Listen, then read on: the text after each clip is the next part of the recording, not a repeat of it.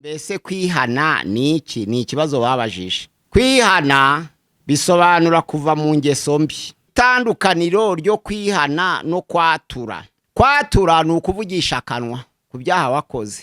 Iyo watuje akanwa kawe rero ko Yesu Kristo ari umwami kandi ukaba wizeye mu mutima wawe ko Imana yamuzuye mu bapfuye uzakizwa, sobanura ngo niba wakoze icyaha urakivuga mu izina ryaco, noneho bikaba byiswe kwatura. Naho kwihana ni uguhinduka. Ikibazo ca gatatu babajije bavuze mbese kwaturirana ibyaha bikorwa bite? Isengesho ry'umukiranutsi rigira umumaro iyo asenganye umwete. Ahangaha kwaturana ni uko mfite intege nke mu ruhande runaka, nkaba mbana na mugenzi wawe nawe akaba afite intege mu ruhande runaka, noneho tukaganira tuti tuje ahantu twicare, umbwire intege nke zawe ngusengere, nanje nkubwire intege nke zanjye nawe unsengere. Abantu babiri nibo baturirana, noneho cagiye cyo kubisengera bakabishira imbere y'Imana bakabisabira bari hamwe. Nizo mpamvu ijambo ry'abangu ngo mwaturirane bitandukanye no kwaturira umuntu. Ntabwo umwe aza ngo avuge intege nke gusa imbere ya mugenzi we, ahubwo abantu babiri kuko wese abazi intege nke ze yaturira mugenzi we kugira ngo babashe kubabarirana kandi basabirane kugira ngo n'Imana ibashe kubababarira. Ikibazo ca kane babajije baravuze ngo ese kwihana ni ugusubiza ibyangiritse? Ntabwo kwihana ari ugusubiza ibyangiritse, oya. Iyo bihari urabisubiza, ariko iyo bidahari Imana ikurikiza umutima umenetse. Ushobora kuba waribye amafaranga ariko bikagera igihe utakiyafite warayakoresheje. Icyo gihe usabye wowe yibye amafaranga imbabazi akaziguha ni amahoro. Iyo atanaziguhaye kuri wowe ni amahoro, kuko agahinda ko mu mutima gatuma Imana ikwemera niyo utasubije ibyangiritse. Iyo ufite ubushobozi rero ubabarirwa ari uko ubisubije ibyangiritse. Niba waribye inka urayisubiza, niba waribye amafaranga urabisubiza kandi ukabijyanana n'imbabazi, noneho ukabyishura ukurikije uko uwo wabyambuye ategetse. Ikibazo ca gatanu babajije baravuze ngo ni izihe ngaruka ziremereye zishobora guturuka mu kwihana? Angaha ingaruka ziremereye ni ukutamenya gutandukanya kwihana no kurega. Ntabwo uvuga ngo naribye ngo ariko igihe nibaga nende hamwe na mugenzi wanje kanaka. Ntabwo uvuga ngo narasambanye ngo nuja kwihana uvuge ngo nasambanye na kanaka. Iyo wibye urihana wenyine ku giti cyawe, Imana ikakubabarira. Ntabwo Imana ikuziza ngo kuko utareze uwo mwari kumwe, oya. Iyo wasambanye ntabwo Imana ivuga ngo izakubabarira ari ukuvuza uwo mwasambanye, oya. Iyo wishe urihana ku giti cyawe uti narishe nishe umuntu, ariko abo mwari kumwe ntabwo kwihana ari ukuvuga amazina yabo.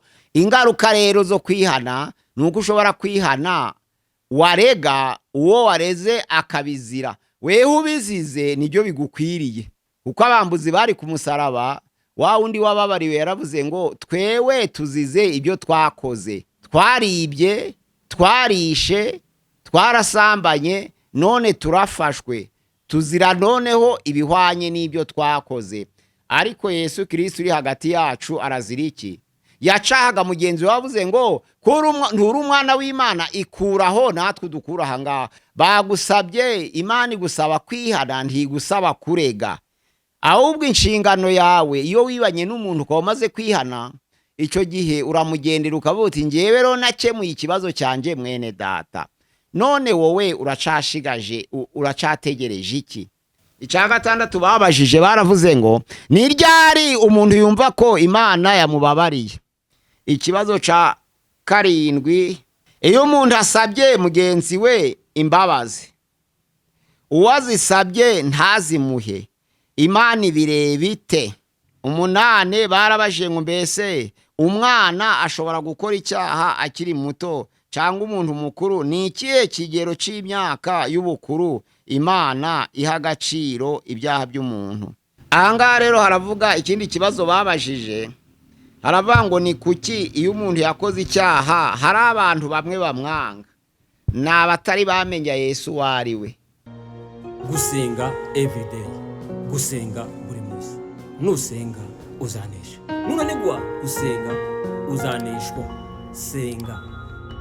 Ni ikaze bene data batugana kuri channel yacu ya gusenga everyday. Turabasuhuza mu izina rya Yesu. Tugiye gusubiza ibibazo batubajije kuri WhatsApp ku kiganiro twatanze cyerekanye kwihana n'icyaha. Ikibazo cya mbere tugiye kubaha kiravuga ngo mbese kwihana ni iki? Ni ikibazo babajije. Kwihana bisobanura kuva mu ngeso mbi. Usomye muri Ezekiel ibice 33:11 haravuga ngo kuva mu ngeso mbi niko kwihana, nimbwira umunyabyaha ngo no gupfa uzapfa, ariko agahindukira akava mu ngeso zombi, icyo gihe azaba yihanye. Kwihana bisobanura ngo kuva mu ngeso mbi. Noneho basubize ngo itandukaniro ryo kwihana no kwatura. Kwatura ni ukuvugisha akanwa ku byaha wakoze.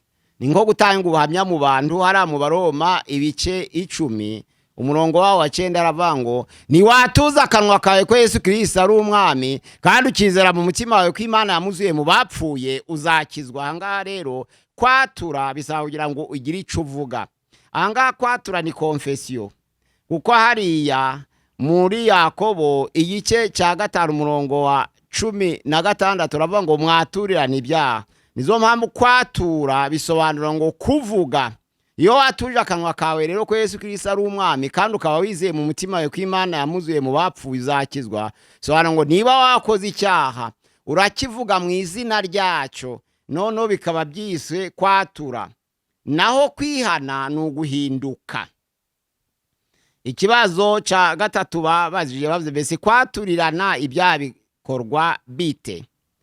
Hara muri Yakobo 5 umurongo wa 16 haravuga ngo mwaturirane ibyaha kandi musabirane kugira ngo mukizwe. Isengesho ry'umukiranutsi rigira umumaro iyo asenganye umwete. Ahangaha kwaturana ni uko mfite intege nke mu ruhande runaka, nkaba mbana na mugenzi wawe nawe akaba afite intege mu ruhande runaka, noneho tukaganira tuti tuje ahantu twicare, umbwire intege nke zawe ngusengere, nanjye nkubwire intege nke zanjye nawe unsengere. Abantu babiri nibo baturirana. Kwaturana ibyaha ni abantu babikora buri wese avuga intege nke ze, noneho cagiye cyo kubisengera bakabishira imbere y'Imana bakabisabira bari hamwe. Nizo mpamvu ijambo ry'abangu ngo mwaturirane bitandukanye no kwaturira umuntu. Ntabwo umwe aza ngo avuge intege nke gusa imbere ya mugenzi we, ahubwo abantu babiri, kuko wese abazi intege nke ze, yaturira mugenzi we kugira ngo babashe kubabarirana kandi basabirane kugira ngo n'Imana ibashe kubababarira. Ikibazo cya 4 babajije baravuga ngo ese kwihana ni ugusubiza ibyangiritse? Ntabwo kwihana ari ugusubiza ibyangiritse, oya. Iyo bihari urabisubiza, ariko iyo bidahari Imana ikurikiza umutima umenetse. Agahinda ko mu mutima niko kazana ubugingo, kakazana agakiza, nkuko byanditswe mu Bakorinto ba 2 ibice 7 umurongo wa 10. Agahinda ko mu mutima niko kazana gukizwa. Ntabwo ari ugusubiza ibyo wariganije, ntabwo ari byo bikiza, oya. Ushobora kuba waribye amafaranga, ariko bikagera igihe utakiyafite warayakoresheje. Icyo gihe usabye wowe yibye amafaranga imbabazi akaziguha ni amahoro. Iyo atanaziguhaye kuri wowe ni amahoro, kuko agahinda ko mu mutima gatuma Imana ikwemera niyo utasubije ibyangiritse. Imana izi byose. Iyo ashobora kubisubiza irabireba, iyo utabifite nabyo irabizi. Ntabwo rero Imana yakuziza ngo uzababarirwa ari uko usubije ibyangiritse, ko natwe ibyo twangiriza by'Imana ni byinshi. Imana rero ibyo twangiriza buri munsi nabyo ni byinshi. Imana rero ntireba kwangiriza, ahubwo ireba umutima ufite agahinda kandi ushaka gusanga Imana, ariko ikareba n'ubushobozi. Iyo ufite ubushobozi rero ubabarirwa ari uko ubisubije ibyangiritse. Niba wari iby'inka urayisubiza, niba wari iby'amafaranga urabisubiza, kandi ukabijyanana n'imbabazi, noneho ukabyishura ukurikije uko uwo wabyambuye ategetse. Uwo wabyambuye uko ategetse niko ugomba gusubiza. Narizo mpamvu mu Kuva ibice 21:22 havuga ngo iyo abantu barwanye bagasitaza umugore utwite akavunika cyangwa agakomereka, ntazabure kwishura icyo uwo mugabo uwo mugore ategetse. Ariko noneho niba agize ikindi aba, ijambo ry'Imana ravuga ngo ijisho rihererwa irindi, iryinyo rihererwa irindi. Aho ni muri Ancien Testament. Ijisho rihorerwa irindi, iryinyo rihorerwa irindi. Aho ni Ancien Testament. Ariko ijambo ry'Imana ravuga ngo azishura icyo uwo mugabo uwo mugore ategetse, niba umugore hari icyo yangirize. Ariko ahangaha aravuga ngo kwihana ntabwo ari ugusubiza, ahubwo kwihana ni ukugira umutima ufite agahinda, nk'uko mu Baroma 5:8 havuga ngo iki nicyo kigaragaza urukundo rw'Imana, nuko Kristo Yesu yapfuye tukiri abanyabyaha. Ntabwo twabanje gukiranuka ngo Yesu Kristo abone apfe, ahubwo tukiri abanyabyaha icyagaragaje urukundo rw'Imana nuko Kristo yadupfiriye tukiri abo banyabyaha kugira ngo tubabarirwe. Nizo mpamvu nk'uko Kristo yapfiriye abanyabyaha, Petero ya mbere 3:18, umukiranitsi nakwiriye kupfira abakiranirwa kugira ngo abayobore ku Mana nk'uko Kristo yababarijwe abanyabyaha. Umukiranitsi nawe anyura muri iyo nzira akagera ikirenge mu cya Yesu, noneho akababarizwa abakiranirwa kugira ngo abashe kwicisha bugufi abayobore ku Mana. Ikibazo cya 5 babaje yaravuze ngo ni izihe ngaruka ziremereye zishobora guturuka mu kwihana? Angaha ingaruka ziremereye ni ukutamenya gutandukanya kwihana no kurega. Abantu babiri baribye, none umwe Umwuka Wera aramwemeje mu mutima we, nk'uko muri Yohana gice cya 16:7 kugeza kwa 8 avuga ngo Umwuka Wera ubwazaza azabemeza ibyaha n'ibyo gukiranuka n'iby'amateka. Ahangaha Umwuka Wera akugezeho akakugenderera waribanye na mugenzi wawe. Ijambo ry'Imana rivuga ngo kwihana bitandukanye no kurega.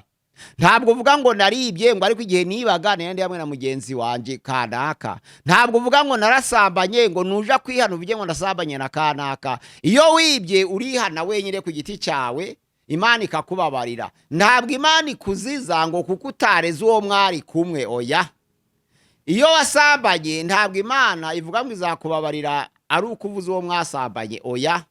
Iyo wishe urihana ku giti cyawe uti narishe nishe umuntu, ariko abo mwari kumwe ntabwo kwihana ari ukuvuga amazina yabo, ahubwo kwihana ni ukugaragaza agahinda ko ku mutima, ukumva noneho nta mahoro ufite, ukaba ushaka gutungana imbere y'Imana, bikaba bisa nk'aho ari kuregereta. Nibyo bita kwicuza hariya.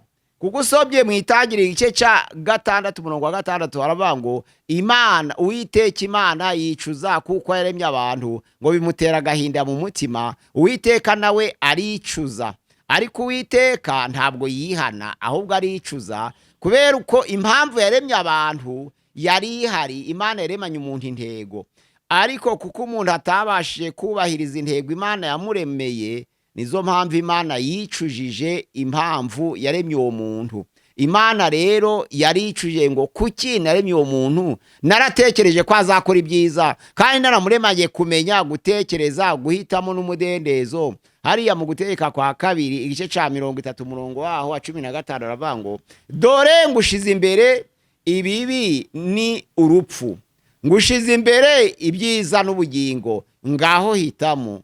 Kuko umwana w'umuntu yaremanywe fakirite yo guhitamo, Imana ikabona adahitamo neza, Imana yicuza impamvu yaremye uwo muntu ngo bimutera agahinda mu mutima.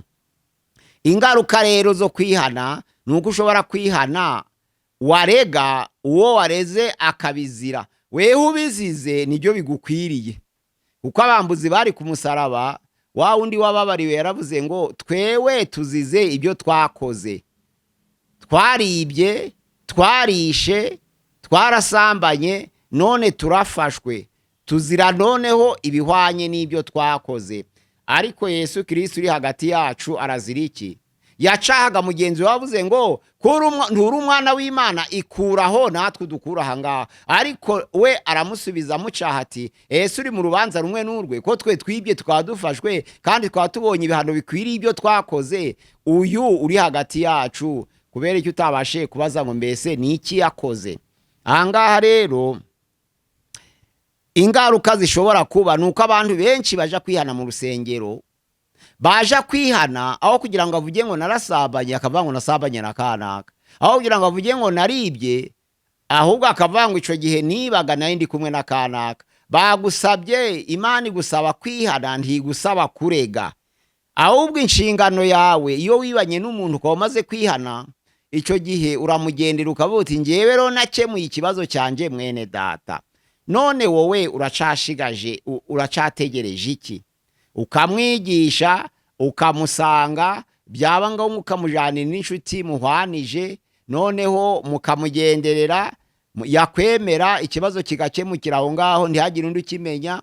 Ariko yabananira akaba ari bwo mumwegereza itorero, yananira itorero akababera umunyamahanga. Nuvuga ngo yakunaniye wenyine, wamujaniye mugenzi wawe muramuyobora arabananira, wamweretse itorero arinangira, igisigaye ni ukumufata nk'umunyamahanga. Ariko ijambo ry'Imana rivuga ngo umunyamahanga ntirisobanura ngo umwanzi. Umuntu wanze kwihana ntabwo ari umwanzi, ahubwo ahinduka umunyamahanga kuko aba yanze ubuyobozi bw'abamukuriye. Ntabwo ari umwanzi, ahubwo ni umunyamahanga. Ahangaha rero tujye turatandukanya kwihana no kurega. Niba wakoranye icana mugenzi wawe ukaba ushaka kwihana, ja wihana ku giti cyawe, nyuma yaho umusange umuyobore, nakuyoboka uzaba urokoye mugenzi wawe. Niyanga umujane undi mugenzi wawe muri babiri, niyanga mumwereke itorero, niyanga mumubere ababera umunyamahanga, icyo gihe ntabwo muzamwanga ahubwo muzamwereka umutima w'ubugwaneza, nk'uko mu Bagalatiya havuga igice cya 6 umurongo waho wa mbere n'uwa kabiri, aravuga ngo bene data mwene so niba yomweho n'icyaha, nkamwe ab'umwuka mumugaruze umutima w'ubugwaneza.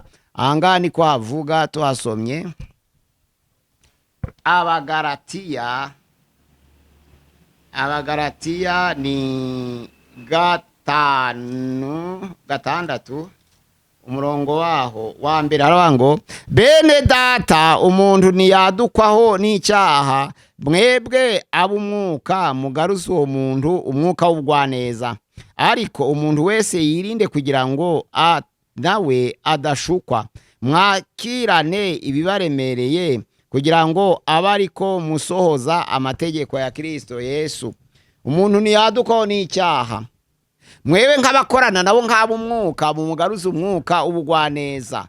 Uwo mwuka w'ubugwaneza ni ukugira ngo yumve ahaye agaciro itorero, kandi yumve ko muri bene se muri Kristo Yesu, kandi yumve ko mumuzirikana, kandi yumve ko mubabajwe n'intege nke. Niyo ngo bene data umuntu ntiyadukwaho n'icyaha, mwebwe ab'umwuka mumugaruze uwo muntu umwuka w'ubugwaneza, ariko umuntu wese yirinde kugira ngo nawe adashukwa umwuka w'ubugwaneza. Ahangaha rero ijambo ry'Imana riravuga ngo mwene so niba yacumuye umugaruze umwuka w'ubugwaneza, icyo gihe bigaragara ko musangiye itorero kandi mukaba muri umubiri umwe wa Kristo Yesu, kandi buri wese akaba ari urugingo rwa mugenzi we, ku buryo umwe yakomeretse akababara na mugenzi we bimubabaza nawe agakomereka. Icya 6 babajije baravuze ngo ni ryari umuntu yumva ko Imana yamubabariye. Muri Yohana igice cya 3 umurongo wa 21, Yohana ya mbere igice cya 3:21 haravuga ngo bene data imitima yacu nitaducira urubanza turatinyuka imbere y'Imana. Nuvuga ngo umenya yuko Imana yakubabariye iyo yumva umutima wawe utakurega imbere y'Imana. Ijambo rirangaro ry'agahinda ko mu mutima ryanditswe mu Bakorinto ba 2 ibice 7, Abakorinto ba 2 ibice byaho ni birindwi. Turareba umurongo waho wa 10 twumva uko hatubwira. Haravuga hati agahinda ko mu buryo bw'Imana gatera kwihana, kuticuza nako kukazana agakiza, ariko agahinda ko mu buryo bw'isi gatera urupfu. N'agahinda ko mu buryo bw'Imana niko gatera kwihana kandi kakazana agakiza, kandi akaba ariko bihesha ubugingo. Iyo umuntu rero imbere y'Imana yumva umutima we utamureze, kuko wahakanira abantu ariko ntabwo wahakanira umutima. Iyo umuntu rero yumva ko umutima we utamureze, ico gihe aratinyuka imbere y'Imana, nta kibi kiba kiri imbere hagati ye n'Imana, aba yumva ari intungane kuko yumva umutima we utamurege imbere y'Imana, ico gihe aratinyuka. Ikibazo ca 7 kiravuga kiti iyo umuntu asabye mugenzi we imbabazi, uwazisabye ntazimuhe, Imana ibireba ite? Iyo umuntu asabye imbabazi mugenzi we ntazimuhe, ico gihe mugenzi we uwanze gutanga imbabazi aba ari umupagani. Nuvuga ngo nta usaba imbabazi ngo atazihabwa. Muri Matayo 6 ibice ni Matayo 6 umurongo waho wa 9 kugeza ku murongo wa 13 haravuga ngo ku murongo wa 11 ngo uduharire imyenda yacu nk'uko natwe twahariye abarimo imyenda yacu. Ariko ku murongo wa 14 haravuga ngo nitubabarira abantu ibyaha byabo na data wo mwijuru azatubabarira, ariko nitutababarira abantu ibyaha byabo na data wo mwijuru ntabwo azatubabarira. Ni Matayo 6 umurongo wa 14 n'uwa 15. Umuntu rero uvuga ngo ni umwana w'Imana ari mwitora arasenga, abantu bakamusaba imbabazi yamara akazibima, ntabwo aba ari umukristo, aba ari umupagani. Kandi noneho rero kubabarira nako ntabwo ari ukuvira mu nda. Iyo umuntu yababariye ntabwo agenda birarira ngo abivuge. Iyo umuntu yababariye akabivuga ntabwo aba yarababariye, ahubwo biba byitwa kuvira mu nda. Ntabwo Imana yishimira kuvira mu nda rero. Imana yishimira abababarira babikuye ku mutima, kandi bamara kubabarira bakibagirwa. 8 barabaje ngo mbese umwana ashobora gukora icyaha akiri muto cyangwa umuntu mukuru? Ni ikihe kigero c'imyaka y'ubukuru Imana iha agaciro ibyaha by'umuntu? Abami ba 2 ibice 12 umurongo wa 1 bitubwira ko umwami Yohasi yimye afite imyaka 7. Umwana ufite imyaka 7 rero yakora icyaha kandi akamenya ko yahemutse, aba afite ikintu cyitwa culpability. Umwana w'imyaka 7 ashobora kubatizwa, umwana w'imyaka 7 ashobora koshwa ngo akore ibibi akabyemera kandi ntagambanire abamutumye. Ariko umwana w'imyaka 6, umwana w'imyaka 5 ushobora kumutuma ahubwo ibyo wavuze akabibwira abo wamutumyeho, kandi ari n'ibyo ubugambanye. Ico gihe noneho umubwira uti ndaryamye, ariko abaragera mu rugo babwire ko nagiye gukorera i Butare. Ico gihe umwana kuko ari umuziranenge ataragira imyaka 7 aravuga ngo papa yambwiye ngo araryamye, ngo ariko ngo abarambaza ngo arihemba abwire ko yagiye i Butare. Nuvuga ngo data araryamye, ariko yanyihanangirije ngo umuntu mbaza ngo arihe vuge ko yagiye i Butare. Ahangaha uyu mwana ntaragira imyaka 7, ubwo ntaragira culpability. Ariko umwana w'imyaka 7 umubwiye ngo ntaraho ngiye, ariko ntugire ubwira yabyemera, kandi bamubaza ibindi bibazo ntakugambanire. Ico gihe uwo mwana muto rero abataragira umutima wihana, ahubwo aba ari umuntu umuziranenge. Umwana muto rero duhera ku myaka 7 wakoze icyaha. Iyo ari igihe cyo guhana duhera ku myaka 7. Uwo mwana ashobora gukora politike.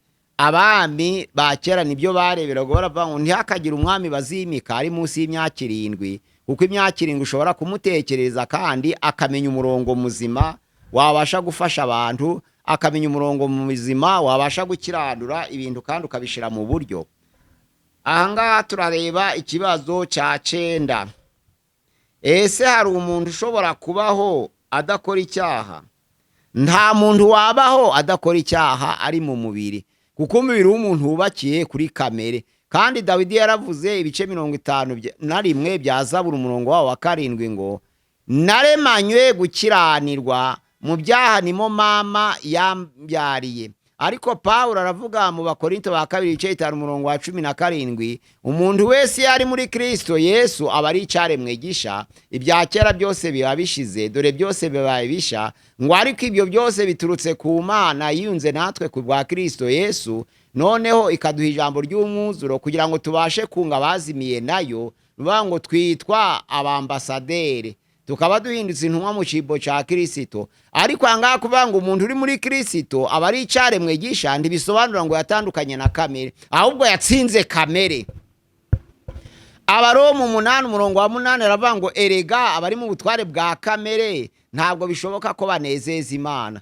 Ahangaha bisobanura ngo iyo umwuka wera yemeje umuntu icyaha, wa mwuka wera araza yakwinjiramo agatsinda kamere iri muri wowe, ariko ntabwo yirukana kamere. Iyo rero umukristo yakoze icyaha, ikimutandukanya n'umupagani ni uko ataramira mu byaha.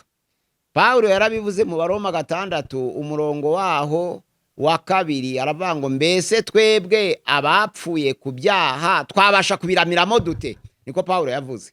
Umukristo rero nawe yakora icyaha, ariko icyo atakora ni ukubiramiramo. Wo Pawulo yaravuze ngo njya gukora ibyiza ibi bikantanga imbere, nkishimira amategeko y'Imana mu mutima wanje, ariko akabirinda itegeko riri mu ngingo zanje rirwanya itegeko ry'Imana ryo mu ngingo zanje. Ruvuga ngo itegeko ry'Imana rintegeka gukora ibyiza, hakaba itegeko ryo mu ngingo zanje zihambiriye kuri kabere rimpata gukora ibyo ntashaka. Pawulo aravuga rero ngo ibyo nshaka gukora si byo nkora, ahubwo ibyo nanga nibyo nibuka nakoze. Ariko ubwo nkora ibyo nanga, sinkora ibyo nshaka, sinje ukibikora, ahubwo ni kamere yubatswe muri nje. Nibyo Dawidi yavuga ngo erega naremanywe gukiranirwa, kandi mu byaha nimo mama yambyariye. Bisobanura ngo nta muntu wabaho atakora icyaha, ariko umukristo ntaramira mu byaha. Kuvuga ngo twapfuye ku byaha ntabwo bisobanura ngo twapfaga ibyaha, ahubwo bisobanura ngo twakoraga ibyaha kera,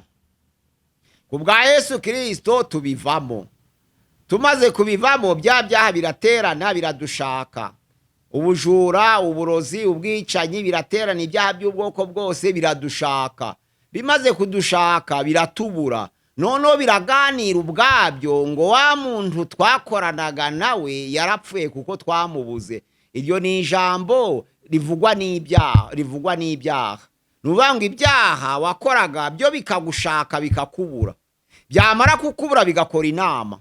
Ubusambanyi, ubujura, uburozi, ububeshi, ibyo byose bigateranira ahantu batariko kanaka ko twakoranaga nawe arihe. Ibindi byaha bigasubiza ngo uziko yapfuye kuko tutakimufite.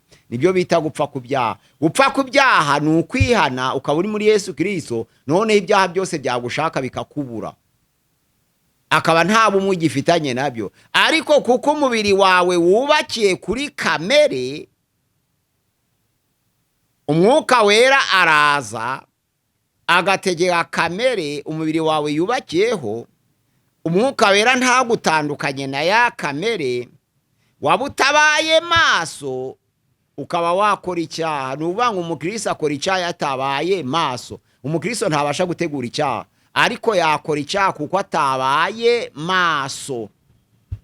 Petero ya mbere igice cya Yakobo igice cya 4 umurongo wa 7 ni Yakobo aravuga ngo nuko mugandukira Imana mwamagane Satani nabazabahunga. Bisobanura ngo mugandukira Imana mwamagane Satani nabazabahunga. Hari abarangara ntibamagane Satani, hari abananirwa kugandukira Imana bakumva ko banesheje ibyaha, ariko nukugandukira Imana ukamagana Satani nawe akaguhunga. Ariko iyo urangaye aragukoresha. Nizo mpamvu Satani ntabwo akoresha abapagani gusa, akoresha n'abakristo barangaye batabaye maso, batacunze izamu ryabo. Ahangaha umukristo nta muntu utakora icyaha, ariko umukristo ntaramira mu byaha. Kandi Pawulo yaravuze ngo iyo nja gukora icyaha ikibi kikantanga imbere, nkaba nishimira amategeko y'Imana mu mutima wanje, hakaba irindi tegeko ryo mu ngingo zanje rirwanya itegeko ry'Imana rimpata gukora ibyiza, nuvuga ngo hari intambara hagati y'ikibi n'icyiza no mu mubiri w'umuntu. Hari intambara hagati y'ikibi n'icyiza. Rero kugandukira Imana ico gihe nibyo rya jambo rivuga mu Baroma 12:24 ngo ikibi cye kukunesha ahubwo unesheshe ikibi iciza. Ikibi cye kukunesha ahubwo unesheshe ikibi iciza. Ikibi cye kukunesha ahubwo unesheshe ikibi iciza. Ni Abaroma 12:21. Ahangaha rero intambara hagati y'ikibi n'icyiza biri no mu mubiri w'umuntu, kandi Imana yaravuze ngo hitamo iciza n'ubugingo, ikibi n'urupfu. Ahangaha kuba umuntu afite uburenganzira bwo guhitamo, kandi umuntu yakwishingikiriza intwaro z'umwuka Imana yatugeneye akanesha. Nizo mpamvu umuntu wese agomba kuba maso niba avuga ngo ari muri Kristo Yesu. Kuba muri Kristo Yesu ntabwo biguhaye garanti yuko Satani atakurasaho imyambi, oya. Ahubwo kuba muri Kristo Yesu ni ukugira ngo ubwo wabaye icaremwe gisha, ibya kera bikaba byaragiye, ube maso. Hariya muri Luka 21:36 turavuga ngo nuko mube maso musenge iminsi yose kugira ngo mubashe guhagarara imbere y'Umwana w'umuntu, kugira ngo mubashe kurokoka ibyo byose no guhagarara imbere y'Umwana w'umuntu. Ahangaha rero haravuga ikindi kibazo babajije, haravuga ngo ni kuki iyo umuntu yakoze icyaha hari abantu bamwe bamwanga? Ni abatari bamenya Yesu wari we. Ntabwo Imana yadukunze dusabye imbabazi, ntabwo Imana yatanze umwana we Yesu Kristo kuko twihanye, ahubwo ikigaragaza urukundo rwayo nuko tukiri abanyabyaha Kristo yaradupfiriye. Bisobanura ngo imbabazi z'Imana yirengagije gukiranirwa kwacu, ahubwo yitegereza amaraso y'umwana wayo Yesu Kristo kugira ngo tubashe kubabarirwa. Ubwo natwe tugomba kugera ikirenge mu cya Kristo. Ku ijambo ry'Imana mu Baheburayo igice cya 2:18 aravuga ngo nguko yababajwe ubwe ashobora gutabara abababazwa bose. Bisobanura ngo kuko yikoreye ibyaha byacu mu mubiri akabibambanya ku giti, nizo mpamvu yabashe gutabara abanyabyaha bose kugira ngo muri we duhinduke ku gukiranuka kw'Imana. Byanditswe mu Bakorinto wa 2 igice cya 5:21 ngo utarigeze akora icyaha Imana yamuhinduye kuba icyaha ku bwacu kugira ngo abari abanyabyaha duhinduke ku gukiranuka kw'Imana. Bisobanura ngo nta muntu utakora icyaha ari mu mubiri, ariko umukiranutsi ntaramira mu byaha, ahubwo umukiranutsi aratungurwa ariko ntabiramiremo, akihana ako kanya agahindukira maze Imana ikamubabarira ikamwakira. Ikibazo giheruka cacumi aravuga ngo ni kuki iyo umuntu akoze icyaha hari abantu bamwanga? Ni abapagani banga umunyabyaha, kuko ntabwo Imana yanga abanyabyaha ubwo yanga ibyaha. Icyo gihe rero Yesu Kristo nk'uko yahamagaye Matayo ari umukoresha w'ikoro, ni Matayo 9:9 bakagendana akaja kumwakira iwe bagasangira, ni Matayo 9:9 kugeza ku 13. Icyo gihe Yesu yicara hagati y'abakoresha b'ikoro n'abanyabyaha. Abafarisayo baratangara bati umuntu wavuye ku Mana arimo arasangira n'abakoresha b'ikoro n'abanyabyaha. Ariko Yesu abumvise aravuga ngo iyo hataba nk'aba ntabwo nari kuza, ntabwo nazanywe n'abakiranutsi ahubwo nazanywe n'abanyabyaha. Ahangaha bishaka kuvuga ko Yesu yiyegerezaga abanyabyaha atari ukugira ngo akorane ibyaha nabo, ari ukugira ahubwo ngo abarokore abakize ibyaha. Nizo mpamvu yabegeraga akabigisha. Ijambo ry'Imana riravuga ngo abantu bavugije induru avuga ngo abameze nk'aba nibo nahamagariwe, abameze nk'aba nibo banzanye mu isi, abameze nk'aba nibo naje gupfira. Wicazanye mu isi Yesu Kristo ni ibintu bibiri. Yazanywe no kwerekana Imana no kuba insinzi y'icyaha. Ahangaha rero Yesu yabaye insinzi y'icyaha kuko yanesheje urupfu, noneho abari abanyabyaha tugahinduka ku gukiranuka kwe. Ahangaha umuntu w'umukiranutsi rero ntabwo yanga umunyabyaha, n'Imana ubwayo ntiyanga abanyabyaha, ubwo yanga icyaha. Muri Matayo 5:43 haravuga ngo mwumvise ko byavugwe ngo ukunde mugenzi wawe, ariko nge navuze ngo ukunde umwanzi wawe, umusabire ku Mana kugira ngo witwe umwana w'Imana wasoho mu ijuru. Kuko Imana ubwayo ivubira ababi n'abeza imvura, kandi abakiranirwa n'abakiranutsi ikabamurikishiriza izuba. Ijambo ry'Imana avuga mbese nimuramutsa ababaramutsa muzamutandukaniye n'abanyabyaha, n'abanyabyaha bararamukanya. Ese nimugirira neza babagiriye neza muzamutandukaniye n'abakoresha b'ikoro, n'abakoresha b'ikoro barabikora. Ariko ku murongo wa 48 aravuga ngo mwe mukiranuka nk'uko so mu ijuru akiranuka. Icyo kibazo ca 10 rero n'abantu badasobanukiwe bavuga ngo ntabwo baganira n'umunyabyaha nk'uko twavuze ubushize, tuvuga ibintu 8 bigaragaza ko umuntu akwanga. Twaravuze ngo n'iki ngiki kirimo umuntu uja kugufasha akabanza kugusaba ingwate. Ahangaha nawe abari mu rutonde rw'abantu bakwanga. Rero iyo umuntu yanze abanyabyaha nta Mana bafite muri we, kuko Imana ni urukundo, kandi ijambo ry'Imana riravuga ngo nituvuga ngo dukunda Imana tudakunda bagenzi bacu turi kumwe tuzaba twishutse, kuko udakunda mugenzi we bari kumwe kandi yabonye ntabwo yabasha gukunda Imana atabonye. Yohana ya mbere igice cya 4 umurongo wa 20. None ora Yohana ya mbere igice cya 4 umurongo wa 8 haravuga ngo udakunda nawe ntabwo azi Imana, kuko Imana ari urukundo. Bene data, niba wihannye umaramaje, hindukira uve mu ngeso mbi. Kandi niba ushaka kwatuza akanwa kawe, watuza akanwa kawe uvuga icyaha mu izina ryacu, kandi icyo gihe Imana izagufasha, izanagutabara no ku ngaruka z'ibyo uzaba wihannye. Ikintu kibujwe mu kwihana ni ukurega. Waba wakoranye icana mugenzi waje kwihana ukavuga ngo nayo ndi kumwe n'akanaka, icyo gihe ntabwo biba bikibaye kwihana, ahubwo bibaye gushoza intambara no kusebanya muri bagenzi bawe. Icyo gihe ntabwo urega, ahubwo urihana ibyaha byawe. Kwihana ni gatozi, kandi Imana ija kubabarira nayo ntabwo ibabarira abantu ikurikije ibyo bavuze, ireba agahinda kari mu mutima. Iyo umutima wawe ubabaye ukaba ubabajwe n'ibyaha wakoze, bisobanura nono uricujije, uraregerese, icyo gihe Imana irakubabarira. Ariko abantu ntabwo baregereta kimwe. Hari abihana kwatura bakabivugisha akanwa nk'ubuhamya, ariko akaba atari yabivaho. Undi akatuza akanwa ke kandi yamara akabivaho. Bene data rero ababaje ibibazo ngira ngo tubahaye ubusobanuro buhagije. Ikibazo ca mbere kwihana niki, ni ukuva mu ngeso mbi. Icya kabiri kwatura niki, ni ugufutuza akanwa imbere ya rubanda, watura ko Yesu Kristo ari umwami kandi ukizera mu mutima wawe ko Imana yamuzuye mu bapfuye. Ijambo ry'Imana rivuga ngo ugakizwa. Kwaturirana ni ukubwirana intege nke mugenzi w'umuntu kuri mugenzi we, noneho bagasabirana. Noneho aravuga ngo kwihana ni ugusubiza. Kwihana ntabwo ari ugusubiza, ahubwo ni umutima ufite agahinda.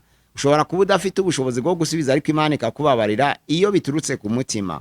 Ni izihe ngaruka ziremereye zishobora guturuka mu kwihana? Ni uko ushobora kwihana wavanga no kurega bigasenya imiryango. 6, ni ryari umuntu yumva ko Imana yamubabariye? Ni igihe wumva umutima wawe utakurega. Icyo gihe uratinyuka imbere y'Imana. Iyo umuntu asabye mugenzi w'imbabazi, uwazisabye ntazimuhe, bigenda bite? Biba bimureba, aba yigize umupagani ubwe, ariko Imana iba yababariye. Osito, iyo umuntu atarafutuza akanwa ke, Imana iba yarangije kumenya icyo atekereje, iba yarangije kumubabarira. Imana irakubabarira nubwo uwo muntu atakubabarira, uba ufite ubugingo. Umwana ushobora gutangira kumenya icyaha ufite imyaka 7, uwo nguwo yabatizwa kuko yaba n'umwami. Ese hari umuntu udashobora kubaho adakora icyaha? Twese twavukiye mu byaha nyuma y'icyaha ca Adamu. Icyo gihe rero iyo dukijijwe kamere isigara muri twe ikaturwaniramo ariko tukayitegeka. Nizo mpamvu bamwe batekereza ko kubatizwa byategeka kamere, abandi bagatekereza ko gukubitwa inkoni byategeka kamere, abandi bagatekereza ko gutwika umuntu byategeka kamere, ariko umuntu atandukana na kamere ye iyo apfuye. Umuntu rero ntabwo arakwiye kwanga umunyabyaha, kuko n'Imana itigeze yanga umunyabyaha, ahubwo dukwiriye kubabarizwa tukabapfira nk'uko Kristo yapfira abanyabyaha. Kubapfira ni ukuvuga ngo ni ukugira mu bihe biruhije bitewe n'umunyabyaha. Icyo gihe rero nibyo twahamagariwe. Ni ukuvuga ngo nk'uko Kristo yababarirwa abanyabyaha, n'abakiranutsi bakwiriye kubabarizwa abakiranirwa kugira ngo bareme inzira yo kubayobora ku Mana. Murakoze, Imana ibaho umugisha ku bibazo 10 batwoherereje batubaza ku nzira yo kwihana. Ni kuri channel ya Gusenga Everyday. Ni Pastor Mpazirego Pierre ubagejejeho ibisubizo by'ibi bibazo kuri channel ya Gusenga Everyday 078 669 kuri channel ya Gusenga Everyday 078 669 Murakoze, Imana ibahe umunsi mwiza kugira ngo tumenye ijambo ryo kwihana nk'abera b'Imana mu itorero ryayo, mu izina rya Yesu, amena. Mana, turagushimiye, turaguhimbajwize neza kubw'ijambo ryawe.